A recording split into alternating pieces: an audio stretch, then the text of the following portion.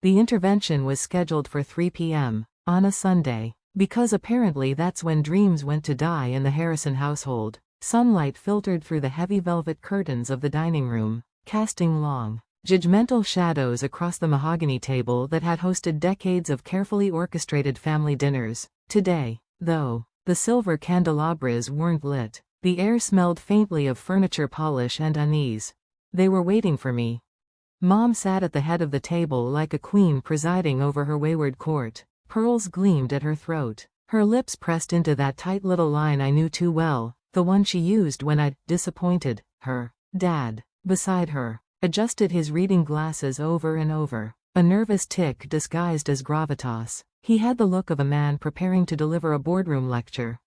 Trevor, my older brother, sat ramrod straight, polo shirt starched within an inch of its life, like a walking advertisement for corporate law. His wife Amanda clutched her designer purse in her lap as if it were a holy relic, her manicured nails tapping the leather rhythmically. She looked at me the way you might look at a stray dog that had wandered into the country club dining room, pitiful, but also faintly embarrassing. And then there was the chair, my chair, directly across from them all, perfectly positioned for maximum scrutiny. Sit down, Victoria, Mom said, gesturing. Her tone was honey dipped in acid. We need to talk.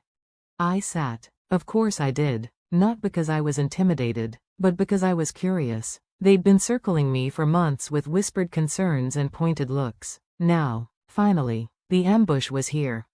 Dad cleared his throat, taking off his glasses to polish them with a monogrammed handkerchief. That was always the prelude to some pronouncement I was supposed to take very seriously. Victoria, we're concerned about you. It's been 8 months since you left Goldman Sachs. And frankly, he paused for dramatic effect, we're not seeing any progress. Trevor leaned forward, his elbows on the table, adopting the air of a benevolent executioner. Tori, we know you're going through something, a quarter-life crisis. Maybe, we get it, but you're 29 years old, you can't just drift. Amanda, never one to miss an opening, pounced. The stuff you're doing on your computer all day, day trading or whatever, that's not a career, that's gambling. And it's not healthy. I almost laughed. Day trading, if only they knew. Mom sighed dramatically, like the weight of my existence was crushing her. We've been patient, but enough is enough. This family has a reputation. When people ask what my daughter does, I shouldn't have to fumble for answers. Trevor reached under the table and slid a folder toward me, crisp edges aligned perfectly. I've updated your resume. We smoothed over the employment gap, calling it independent consulting. Amanda held up her phone, already queued to Zillow listings, and we've found you a proper apartment, 2 bedrooms, in one of Dad's buildings, much more appropriate. The Honda has to go, Dad added, his voice final. You're not a college student anymore. Tomorrow, we'll visit the BMW dealership. Their words stacked like bricks around me, building a wall of expectations. They didn't see me, they saw a problem to be fixed. A broken investment they needed to salvage. And if I refuse? My voice was soft but sharp enough to cut. The silence was deafening. Mom's pearls seemed to tighten around her neck. Then we're done enabling you, she said at last. No more dinners, no more holidays, and absolutely no financial support. Trevor added the coup de grace, like a failure. Tori, that's how you're living, like someone who's given up. That's when my phone buzzed. Right on schedule, I smiled. Excuse me, I said, picking it up.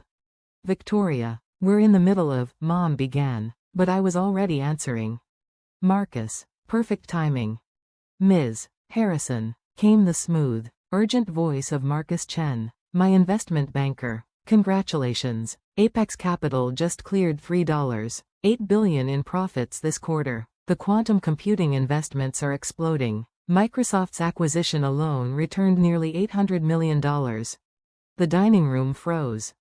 That's excellent news, Marcus, I said, locking eyes with Trevor. Put it on speaker. My family would love to hear. He did.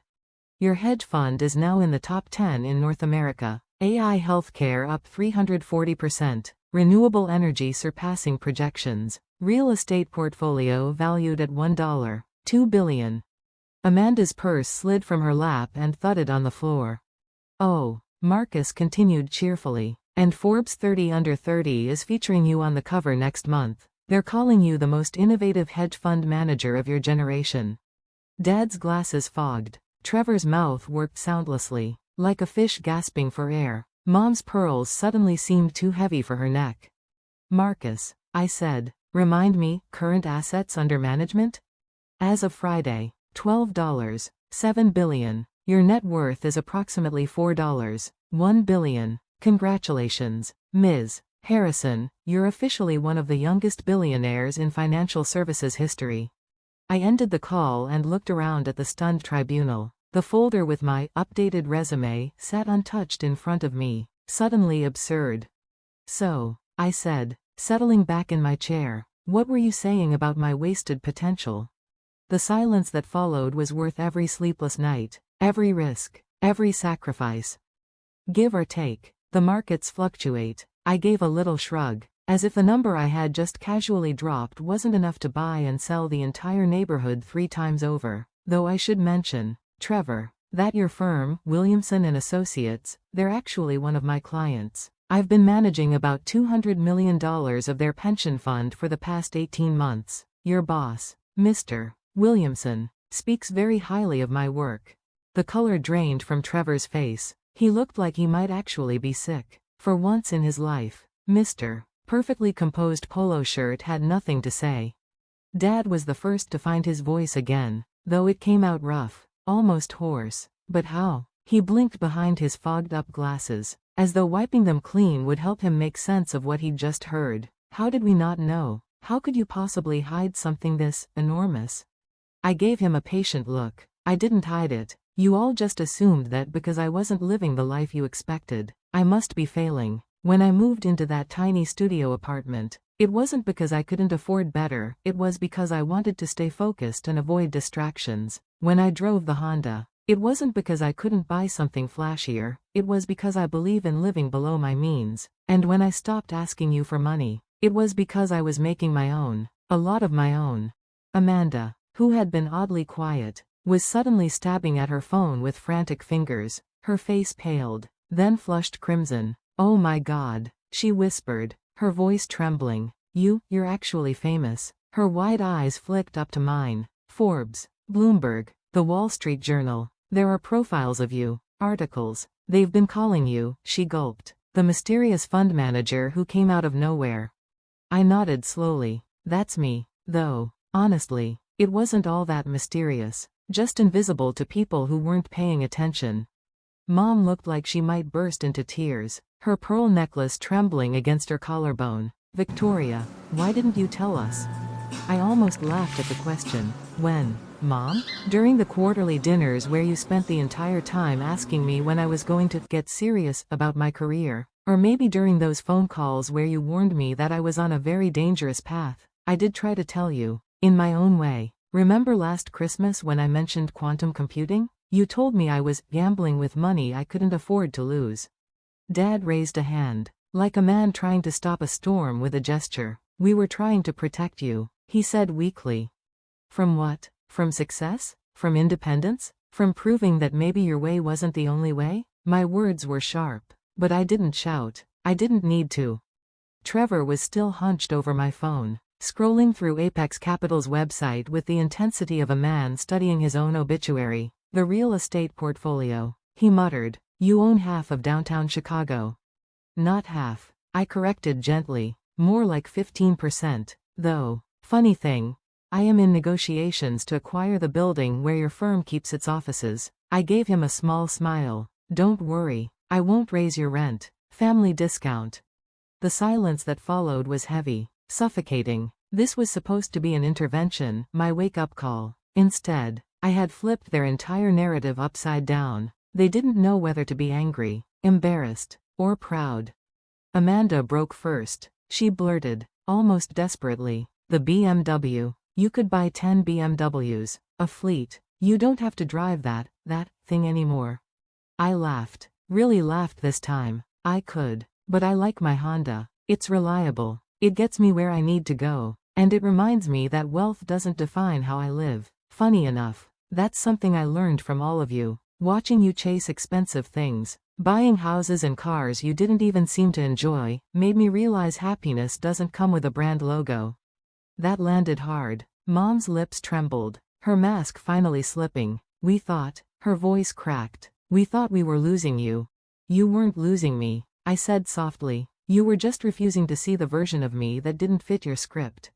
Dad finally leaned back, exhaling in defeat. Victoria, this is extraordinary, truly extraordinary. But why the secrecy? Why not tell us from the start? Because for once in my life, it wasn't about you, I replied, my voice calm but firm. Not about being Robert Harrison's daughter. Not about being Trevor Harrison's sister. Just me. Just Victoria Harrison, hedge fund manager. Trevor found his voice, brittle and bitter. We could have helped. We had connections. Trevor, in the last 2 years, I've had dinner with 3 Federal Reserve governors, advised 2 Senate committees, and been thanked by the president for my economic proposals. I think I've managed just fine on the connections front. That silenced him. Mom blinked, her lashes wet. Forbes 30 under 30, she whispered. You're going to be on the cover? Next month.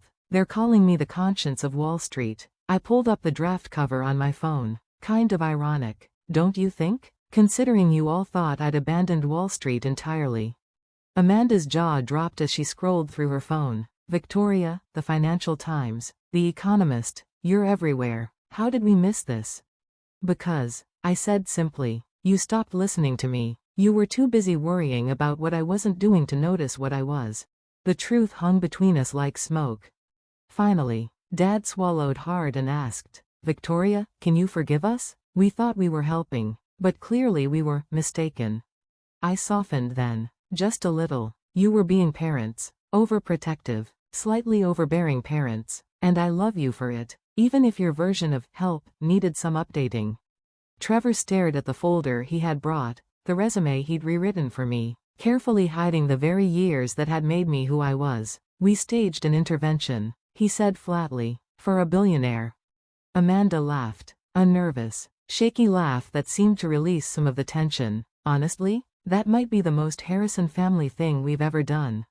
I smiled. For real this time. In your defense, I really do drive a very concerning car for someone worth $4 billion. 4.1. Marcus's voice echoed in my memory, and I almost wanted to correct myself aloud. Instead, I stood, slipping my purse over my shoulder. Next Sunday, maybe I'll tell you about what I'm working on now. Something in sustainable agriculture. $4 billion is just the beginning.